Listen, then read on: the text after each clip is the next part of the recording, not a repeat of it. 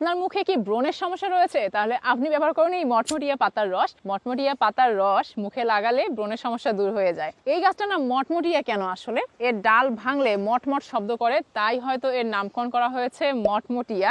এর পাতার রস টনিকের মতো কাজ করে। এর পাতা যদি আমি ভাঙি, এত সুন্দর একটা স্মেল, অনেকটা পুদিনা পাতার মতো, তাই অনেকে একে বলে বন পুদিনা বা বন তুলসী বলে। এর পাতা দিয়ে চা বানিয়ে খেলে লিভারের সমস্যা দূর হয়, এছাড়াও হজম শক্তি উন্নত হয়, হজমের যে কোনো ধরনের সমস্যা দূর হয়ে যায়। এছাড়াও শরীরে কোনো ক্ষতস্থানে বা কোনো পোকামাকড় কামড় দিলে এর পাতার রস করে সেই জায়গায় লাগিয়ে দিলে ক্ষতস্থানে আরাম পাওয়া যায়। এবং অনেকে দাঁতের সমস্যা থাকে, সেই জায়গাতে এই পাতার রস লাগিয়ে দিলে কিন্তু সেই সমস্যা দূর হয়ে যায়।